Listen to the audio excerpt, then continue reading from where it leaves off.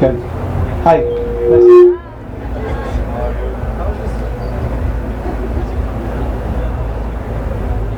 Check, check. Check, check. Hello, hello. That's better, much better. Okay, here we go. Yes. Thank you. Any questions?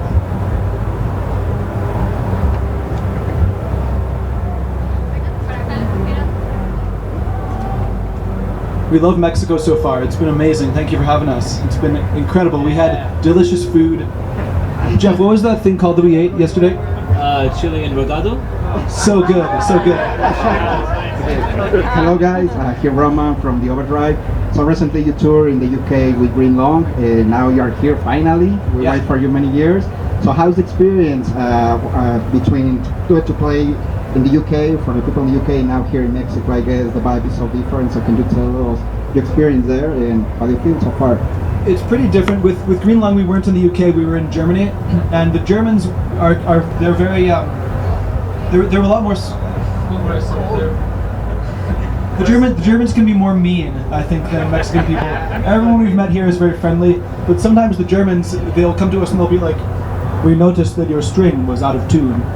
Why?" We're doing our best, but in Mexico, everyone is so kind to us, and it's just like hugs and high fives everywhere, so we love that. Thank you. Definitely a more friendly vibe, and just more excitement and bigger festival too, so that's... But I'll just add, it was amazing touring with Green Long. They were super nice guys. They were so kind to us. It was really cool for them to bring us along. So we love that. Shout out to Green Long. They rule. Hello guys, Giselle from Heavy Mexico. Well, first of all, congratulations. Spectacular show.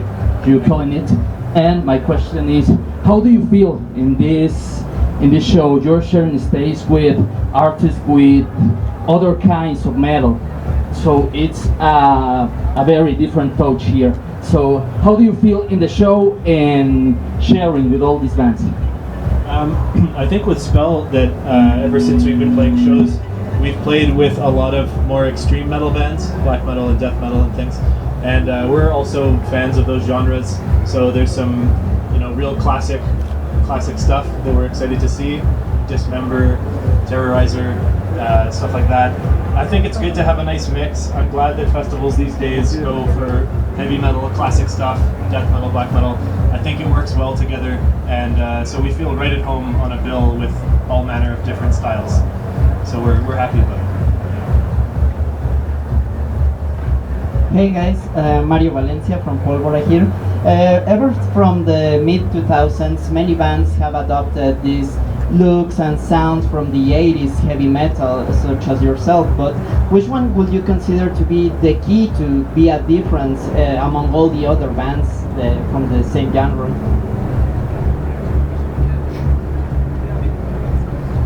When we started off, when we were kids, of course we just wanted to copy our favorite bands like like Iron Maiden and Accept, but I think as we kept playing, we just became interested in a lot more stuff that wasn't just 80s metal bands. Like, maybe a key to it for us was the Devil's Blood, because they of course have a classic sound, but they're also kind of more groovy, more soulful. So it was partly through listening to the Devil's Blood that I became interested in like soul music and funk and jazz, and we just got interested in lots of other genres other than just heavy metal. So I mean, of course we love heavy metal. We can play it all day and all night, but if you're only listening to heavy metal, then you're probably missing out on some other cool music too.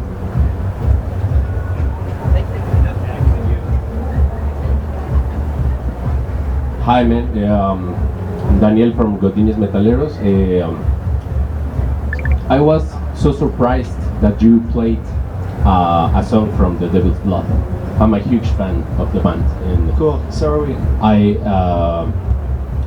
What kind of influences you got from that band, from Brothers Lemucci?